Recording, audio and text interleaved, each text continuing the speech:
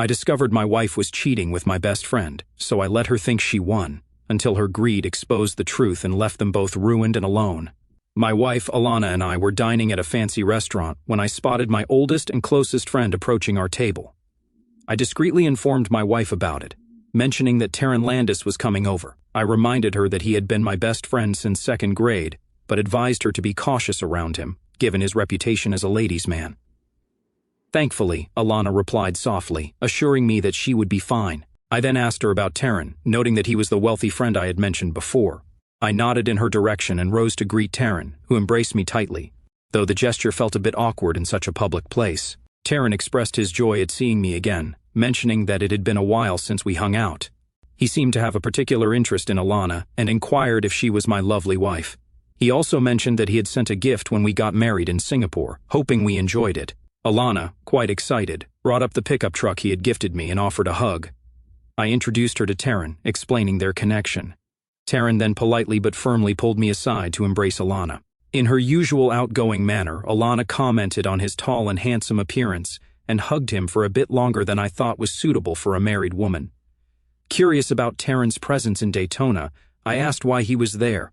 Taryn explained that he had purchased a condo in the dunes and was currently renovating it. He mentioned that he was staying at a local hotel and had come to the restaurant for dinner alone. Alana, always inquisitive, remarked on his condo purchase, expressing her surprise that he was renovating it since the condos were practically new. She couldn't fathom what needed changing. Taryn agreed with her, explaining that the bedrooms felt cramped to him, and he had taken the opportunity to buy a free penthouse. He planned to paint it and get new furniture. It was evident that Taryn was making an effort to impress Alana, who was particularly materialistic. Despite my decent income and savings, she seemed determined to spend us into financial trouble. We were celebrating our 3rd anniversary, but her attention was primarily on Taryn, which didn't escape the notice of onlookers who looked at me sympathetically. I suggested that we focus on each other again as the waiter brought our food. Alana didn't argue but intensified her focus on our steaks. Alana insisted that Taryn should join us, saying that my best friend was also her friend. Taryn hesitated, mentioning that he didn't want to intrude on our romantic dinner. However, Alana quickly intervened, instructing the waiter to set the table for Taryn, who was joining us for dinner. The waiter swiftly attended to it, and in no time, Taryn was seated at our table, dominating the conversation. I managed to win a game of solitaire on my phone, while he and Alana chatted about various topics. I didn't pay much attention to their conversation until Alana addressed me. She suggested that we had 2 spare rooms and that we should invite Taryn to stay with us, allowing us to catch up. Although she mentioned he could try her home-cooked meals, I suspected she'd order expensive takeout from fancy restaurants instead.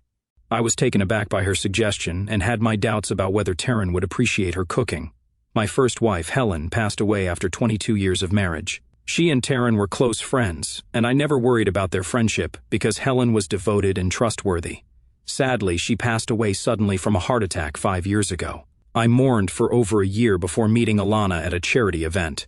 Despite the 11-year age difference, we eventually got married, and we've been together for 3 years now. Alana had been divorced before, claiming her first husband cheated on her. I was committed to never cheating on my wife, and Alana knew it. It seemed that Alana had no trouble convincing Taryn to stay with us, and I suspected her revealing a tire played a part in it. Taryn didn't have to wake up early for work, which was a luxury reserved for those with millions in the bank. Alana hadn't worked since her first divorce, and she had me sign a prenuptial agreement stating I wouldn't touch her money, no matter how long we were married. This suited me fine as I had a stable income from my investments and a good job. When I arrived home on Monday night, Alana and Taryn appeared even closer than they were at the restaurant the night before. Dinner was prepared and exceptionally tasty, but I noticed the trash can filled with containers from a local restaurant. Taryn and Alana were so engrossed in their own world that they didn't even notice when I left the living room, climbed the stairs and went to bed. Their lack of attention didn't make me feel awkward. I was quite surprised when I got home on Wednesday evening and found Alana seemingly waiting for me. She was sitting on an expensive sofa, which, in my opinion, was a bit too close, especially for a friend. The man she had recently met was Taryn. Alana's opening statement was that we needed to have a conversation. Once again, I was taken aback. It was just a regular Wednesday, and I couldn't help but wonder how Taryn had worked his magic so swiftly. I knew he was skilled at everything he pursued, but this was incredibly impressive, and I knew it would cost me. Alana explained that Taryn and she had discovered a strong connection, one they hadn't intended for but couldn't deny. She informed me that she was going to divorce me as soon as possible and that she planned to marry Taryn. She requested that I not try to dissuade her, emphasizing that she wouldn't give up her home and half her savings just because I couldn't stay faithful and Taryn couldn't keep his actions in check. I responded with determination that surprised even myself, stating that I would fight her every step of the way. Alana, in response, expressed disdain and labeled my reaction as typical of someone who's insecure. She clarified that she didn't marry me for my money and didn't want it when we divorced. Both Taryn and Alana believed that the divorce process would be smoother if she left with the money she brought into the marriage. She demanded to know if this was enough incentive for a quick divorce. In a sly manner, I replied, asking her where she wanted me to sign, knowing that money meant more to her than to me. Alana insisted that she would spend the next few nights with Taryn while they waited for his apartment to be painted, and she made it clear that she didn't want to hear any complaints, whining, crying, or grumbling. I simply nodded and turned, heading to the nearest bar. It's incredible how quickly a divorce can proceed through the legal process when all three parties involved are motivated, especially when one of them is quite wealthy. A few months later, I was a single man once more. The weekend after the divorce was finalized, I returned to the same restaurant where I had first met Alana and found Taryn sitting at a two-person table. I walked over and joined him. Taryn wondered whether he should publicly praise me or wait for a more private setting. I expressed my lack of composure, suggesting that I didn't understand how he could be so cheerful. I mentioned that he shouldn't have proposed to Alana, as she could potentially come after him for various reasons like infidelity, breach of contract, outright deception, or just being rude. Taryn, in his usual calm manner, assured me that such things wouldn't happen. He suggested that I wasn't seeing the big picture and encouraged me to enlighten him. He also mentioned that he knew Alana and described her as stubborn, vengeful, and quite cunning. I asked Taryn, with a chuckle, whether he had felt differently when he proposed to her. I asked him to consider what the final straw was that made him decide to get rid of her. I admitted that I wasn't entirely sure, but I mentioned that it might have had something to do with the fact that her personal trainer was seeing her 3 times a week, and for some reason, it bothered me. I explained that the thought of filing for divorce, even for infidelity, was unappealing because she would have received half of everything plus alimony. I added that this was why I turned to him for help, expressing my surprise at his ability to persuade her to ask for a divorce by Wednesday. I commented that it was incredible and noted that his persuasive skills must have improved over the years. Taryn confessed that it had more to do with how his portfolio had grown over the years. He explained that once she realized how much money he had, she was able to seduce him instantly. He admitted that he would miss her in bed and mentioned that making love to my wife had been one of the highlights of his life. I said seriously that her unique talent drew me into this whole scheme. I acknowledged that Taryn did an excellent job freeing me from that money-hungry woman, but I wondered why he didn't care about how she'd react to being left without ever getting married. I suggested she might figure out the entire plan, given her conniving nature and cleverness. Taryn explained that he had the big picture in mind when he gave Alana a weekend at the Ritz, complete with a spa day, as an engagement gift. I retorted, calling him a fool and reminding him that Alana's personal trainer was now a masseuse at the Ritz, raising the possibility that she might have run into him. Taryn admitted that he had booked the spa for her and shared that he had visited her the previous night to see how delighted she was with his gift. He mentioned that he had a key to the room and that his phone was set up for video. I processed the situation and inquired if she had been with her former personal trainer, asking if there was a video and if she had cheated on him. I wondered if Taryn had been upset enough to call off the engagement. Taryn replied with a grin, stating that Alana was devastated by his unyielding stance, and it was the first time she'd ever done something like that. He assured me that it wouldn't happen again. I mentioned that I was on the same page as her in not being affected by the situation. Currently, Alana was out shopping, giving back the gifts I had given her, and there were tears and angry words involved. Taryn added, with a big grin, that I owed him dinner for convincing her to say she wanted a divorce on Wednesday. I acknowledged his efforts, saying he had saved me a lot of money and that I'd love to treat him to dinner because he had always had my back, unlike Alana, who didn't understand what real friendship meant. Story 2. I'm Frank Grimes, and my wife is Peggy. We've been married for 20 years and have 2 children, Mike and Emma. I'm returning home after dropping off Emma at university, and I'm looking forward to discussing my wife's affairs over the past 12 years. Her latest affair is the most serious, and now that our kids are gone, she wants to leave me for her lover. As I turn onto our street, I spot our house with the lights on, indicating she's home. I pull into the driveway, get out of the car, open the front door, and walk in. My wife sits on the couch, looking somewhat anxious, though I've never even raised my voice at her, let alone my hand. She glances at me, and then at the 2 suitcases near the door.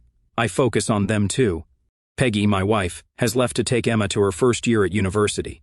I'm sitting on the couch, waiting for my lover to pick me up. My suitcases are packed, and I've left Frank a note explaining my departure for another man. But my lover is running late, and I'm anxious about what might happen if Frank returns home first. My current lover is just the latest in a series of lovers I've had over the past 12 years, but this one is special, and we're deeply in love.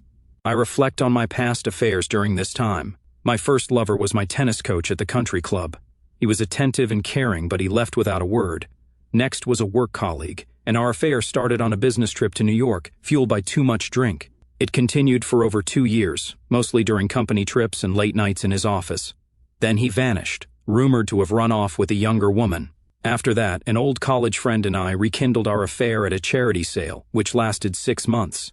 The most recent affair is with Tom, my best friend's husband. It began with innocent flirting at a barbecue and evolved into a passionate love affair. Now I'm waiting for him to pick me up, but he's running late, and I'm growing anxious. Peggy, were you planning to leave with Tom, or did you intend to tell me about him? I point to a note on the table with my wedding rings placed on it. Frank picks up the note, drops my rings on the floor, and reads it. Dear Frank, as you can see, I left you for another man. It doesn't matter who. I love him and he loves me. We are going far away. Please don't try to find me. We had a good marriage and good times, but we've grown apart in recent years. It's time to say goodbye. Frank reads the note, smiles, and puts it in his briefcase. Then he turns to me and thanks me for the note, saying it will make things easier. He mentions a video of me with Tom in our bed, and I'm bewildered. Frank reveals that he's known about my affairs from the start and had me under surveillance. He shares that he got rid of my lovers to maintain a stable family for our children and avoid financial consequences in a divorce. Frank, let me share a little story with you. Back in elementary school, my closest friend was a boy named George Vennon. He was a small kid who often got picked on, but I'd always step in to protect him, even if it meant taking a beating myself. Eventually, the school realized that messing with him meant dealing with me, and they didn't like the consequences. Our friendship continued through college and remains intact today. George's mother, whose maiden name was Gambini, belonged to the same Gambini family associated with the East Side. She had a desire to distance herself from the family's illegal activities, so they sent him to a regular high school. In college, he pursued business and law as his majors, while I focused on business and accounting. Despite his mother's objections, he later joined the family business. As my investment firm prospered, I started handling their investments, which brought a sense of respectability to their financial endeavors. In return, I made a significant amount of money. George had always mentioned that he owed me a favor, and I eventually called in that favor when I learned about your professional tennis player.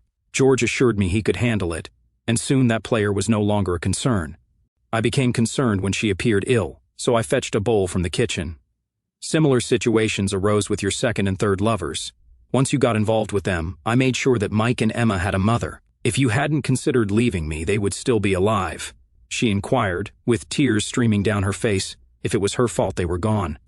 I explained that I believed Tom was also deceased. However, I genuinely felt relief that she was leaving me for Tom. The kids were now in college and didn't need her. Tom was alive and waiting for her to join him. The look of relief on her face was quite something. Did she really think I'd confess to being rude to 3 men and let her off the hook? She asked why I hadn't simply let her go with Tom. I clarified that before she left, I wanted revenge. I reminded her of our little dog, Fifi, and how I always cared for her. The meat labeled for dogs only in the freezer came from her previous partners after their demise. So every time I saw Fifi do her business, it reminded me that her partners were nothing more than garbage. But that wasn't all. Glute and thigh muscle made great steaks, and she had even commented on how tasty they were when I grilled them. I asked her to think about the last time she had them. This time she actually threw up, but she missed the bowl on her dressing. I continued, telling her that now she knew. I pressed speed dial on my disposable phone, and 2 burly men entered through the front door. I informed her that these gentlemen would ensure her rendezvous with Tom, and she could spend the rest of her life with him, knowing she was accountable for the souls of her 4 lovers. I bid farewell to Peggy and expressed my hope that she would face the consequences. One of the 2 men grabbed Peggy's suitcases, while the other escorted her to the waiting car. She didn't utter another word. As promised, they spent the rest of their lives together, driving in Tom's car for precisely as long as it took to reach the bottom of the old quarry 10 miles out of town. Now they're all together in the same place, 1 cheating partner and 4 wife-stealing individuals.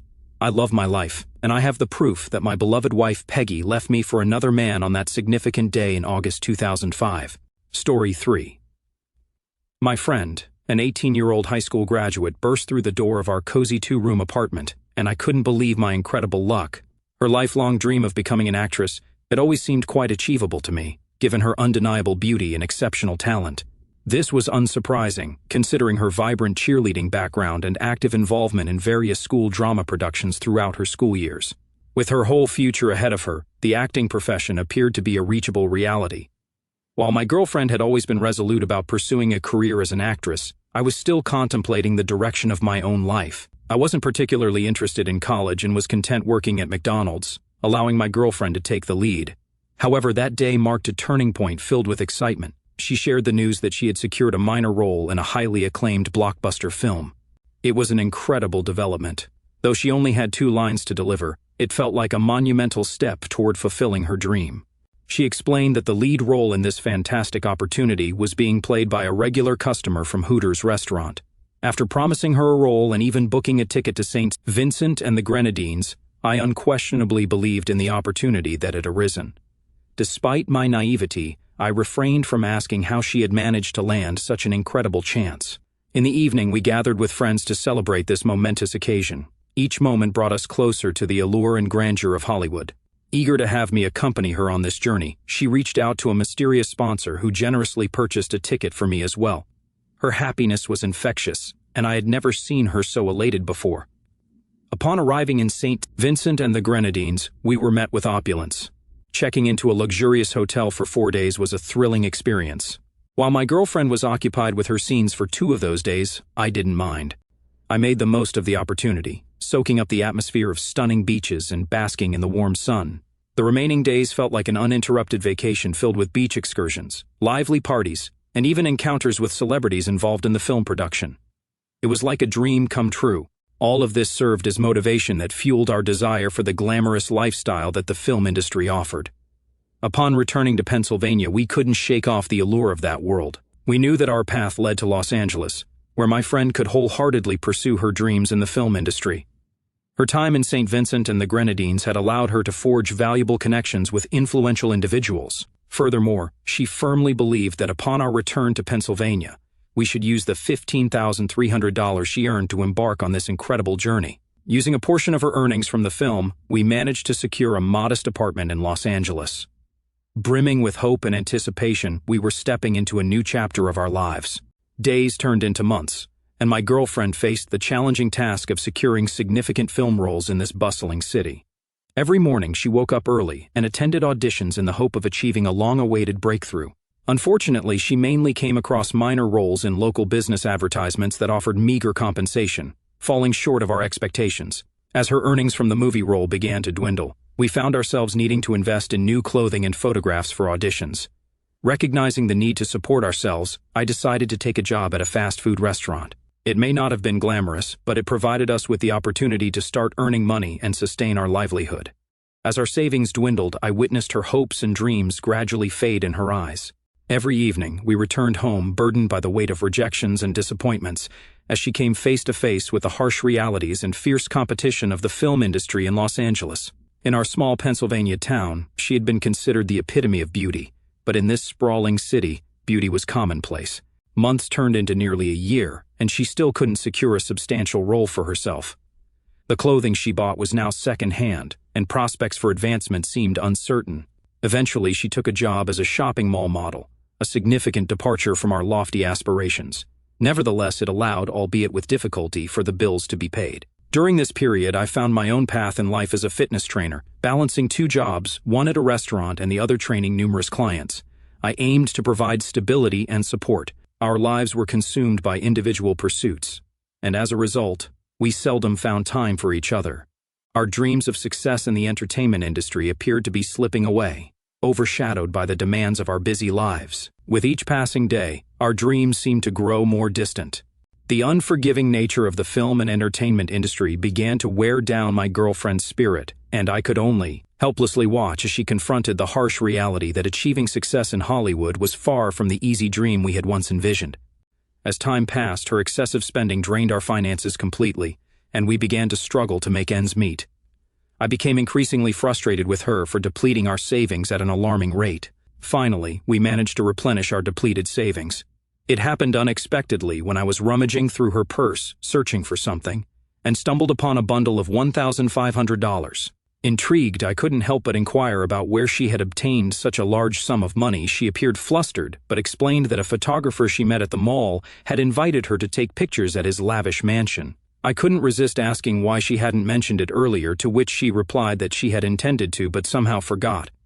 Curiosity got the better of me, and I continued my questioning, wanting to ensure the legitimacy of her earnings. She assured me that everything was fine. However, as she spoke of her best photos and posing in various outfits for professional photographers, doubt began to creep into my mind. Despite our naive understanding of the industry, I couldn't ignore suspicions about the potential for exploitation or ulterior motives. After all, we had heard stories of people in Hollywood willing to pay exorbitant sums for almost anything. I grew curious and asked her to show me the photos. To my surprise, she mentioned that producers rarely provided copies, and it would take some time before anything would be known about the photo shoots. In my naivety, I accepted her explanation without delving deeper into the matter. This situation persisted for the next 2 years. She frequently returned home late at night, attributing it to earning money by frequenting clubs and occupying VIP seats. She often claimed that her involvement in these projects was limited to gatherings in the very important person section. In other instances, she explained that some producers preferred conducting auditions and shooting scenes during the nighttime. However, as her nocturnal escapades became more frequent, a sense of unease settled within me. Worries about her safety and the company she kept began to overwhelm me. She tried to allay my concerns, arguing that she wasn't the only one engaging in such activities and that many of her friends were compensated similarly. But suspicions persisted in my mind, causing me to question the reality of her actions. Over time, I began to take notice of the company she was keeping, which primarily consisted of individuals typically associated with the adult film industry. Yet, in my naivety, I believed they were simply models. She defended herself by explaining that she had no control over her work schedule, as producers dictated her whereabouts and responsibilities. I tried to logically assess the situation, convincing myself that some producers might genuinely prefer nighttime shoots. All of this seemed to align logically with my limited understanding of the industry. One day, while taking a smoke break near our apartment, a pivotal moment occurred that shattered my illusions. A man in a large SUV pulled up and dropped her off right in front of our house. In that moment, my views on her nocturnal adventures were called into question, leaving me stunned. Shocked by what I witnessed, I couldn't muster the courage to immediately confront her. Instead, I went inside the house and discreetly observed her through the blinds as she entered. Anxiety gripped me at that moment. With a determined decision to uncover the truth about her activities, I secretly planned to follow her the next Friday when she went out. On that Friday, she went on a date with her friends, and I quietly began trailing her. In the end, she ended up at a club with a long line outside. To my surprise, the club's promoter granted my girlfriend and her friends special privileges, allowing them to bypass the long queue and enter the establishment swiftly. In my quest for answers, I reluctantly had to bribe a bouncer generously to gain entry. Inside the club, I carefully scanned the crowd, desperately searching for her. Finally, I spotted her in the VIP section, chatting animatedly and enjoying drinks with her friends. It seemed to match her earlier explanation, and I lingered there for a while. As I began to grow tired and prepare to leave, doubts about the man in the SUV still nagged at me. But those doubts quickly vanished when I realized it was just an Uber Black, and I felt foolish for suspecting betrayal. After scolding myself for being paranoid, I convinced myself that everything was fine and returned to my normal routine. At the time, I worked as a fitness trainer and also dabbled in multi-level marketing, selling dietary supplements and insurance. Thankfully, my average earnings covered rent and my living expenses. When I took charge of managing my own finances, I couldn't help but notice changes in my girlfriend's behavior and appearance. She became more secretive about her financial matters, which raised concerns for me. Occasionally, she displayed aggression toward me, only to apologize later, claiming it was unintentional. Furthermore, she started concealing her finances and paid less attention to her spending, leaving me questioning her financial habits. Despite initially trying to brush these concerns aside, I couldn't ignore the significant decline in her financial stability. She began losing a considerable amount of weight, hardly ate, showed signs of excessive nervousness, and experienced sleep problems. She often slept for extended periods, causing me to worry about her well-being. In my attempt to address her health issues, I made sure she ate properly, attributing her behavior to stress. However, one night, as I woke up, I noticed she wasn't in our bed. Baffled, I followed the noise coming from the bathroom. Driven by anxiety, to my horror, I discovered my girlfriend using a prohibited substance in the bathroom. I stumbled upon a stash of illegal substances, which caught her by surprise. In a panic, she attempted to hide everything but ended up spilling it on the floor. Her desperate actions to salvage the substances resembled a beggar clutching at scattered money. It marked a turning point in our relationship. Overwhelmed by emotions, both of us broke down in tears. She sincerely apologized and pledged to seek help and undergo rehabilitation immediately. It felt as though she had journeyed to Los Angeles, but lost not only herself, but also our connection along the way. Unflinchingly addressing her issues, she bravely kept her promise and checked into a rehabilitation center the very next day. Throughout her month-long stay at the clinic, she displayed genuine remorse and determination, clinging to the hope of overcoming this dark phase and resurrecting her dream. When she completed her rehabilitation program and returned home, she appeared revitalized and filled with newfound strength and resolve. A wave of relief washed over me. Her return was particularly significant as my birthday approached. We had a tradition of going all out for each other's birthdays, always striving to outdo ourselves and create unforgettable celebrations. One day, she came home, casually tossing her purse next to me, and went to the bathroom. Curiosity got the better of me, and a few days before my birthday, I decided to search her bag. To my astonishment, I stumbled upon a CD labeled Pilot, and excitement and anticipation surged through me. Without hesitation, I popped it into the DVD player, eager to discover its contents, anticipating it might be a surprise related to me or perhaps footage of a screen test she attended. I was utterly shocked and filled with anger as the unexpected truth unfolded on the screen. The video showed my girlfriend engaging in intimate activities with another man. It was an image I could hardly fathom. Overwhelmed by emotions, I stormed into the bathroom where she was showering, venting my anger and demanding an immediate explanation for her involvement in such actions. As she emerged from the shower, I noticed she was trembling, and she offered heartfelt apologies. She admitted that what I witnessed was initially meant as a one-time encounter but had spiraled out of control. I could scarcely comprehend her words. Confused and in search of clarity, I asked her how long she had been involved in this industry. Reluctantly, she confessed that it had been ongoing for over a year. My confusion deepened when she struggled to provide an exact count of how many times she had participated in such activities, citing that the frequency blurred the boundaries and made it hard to keep track. What struck me even more was that the dates and timestamps on the videos coincided with the period when I believe she was in a rehabilitation center seeking help, not pursuing adult films for financial gain. Determined to rebuild my life, I cut off all contact with my ex-girlfriend and focused on my career as a fitness trainer and my involvement in multi-level marketing. Unfortunately, the latter turned out to be a pyramid scheme that was eventually shut down by authorities, dashing my hopes.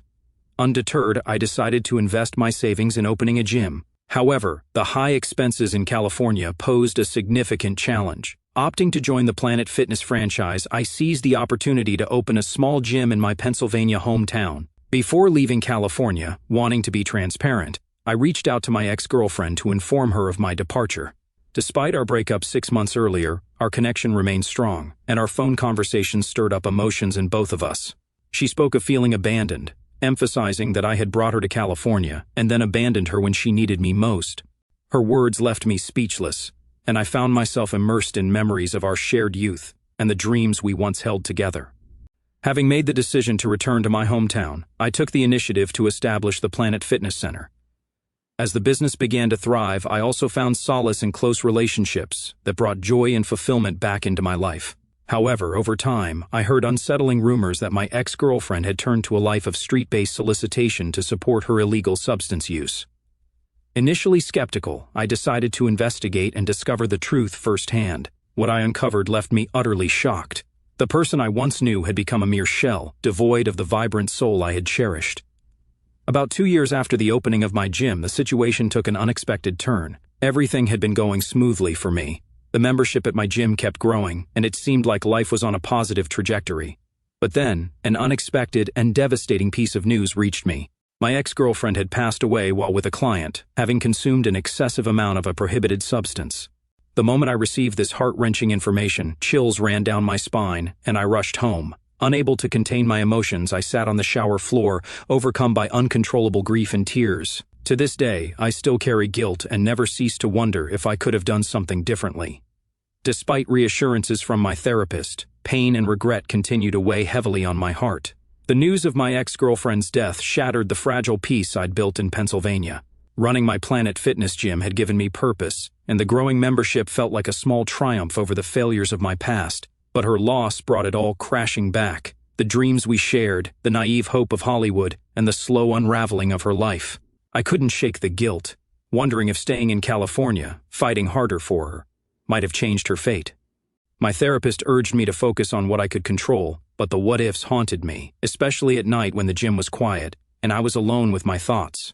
I threw myself into work, expanding the gym with new equipment and community classes to distract myself. The regulars, locals who'd become friends, noticed my somber mood but didn't pry. I started mentoring a few young trainers, hoping to guide them away from the mistakes I'd made. One, a shy kid named Ethan, reminded me of myself at 18, full of dreams but unsure of his path. I shared bits of my story, not the darkest parts, but enough to show him that setbacks don't define you. Helping him find confidence eased some of my pain, as if I was redeeming a piece of the past. On weekends, I visited my parents, their quiet support a balm for my grief. My mom would cook my favorite meals, and my dad would drag me to watch old football games, their presence a reminder that I wasn't alone. I also began volunteering at a local youth center, teaching fitness classes for teens. Their energy and resilience inspired me, and I found solace in giving back. Yet, each night, I'd light a candle for her, whispering an apology to the girl I'd loved, hoping she'd found peace. Slowly, I was learning to carry the regret without letting it consume me, building a life rooted in purpose and connection.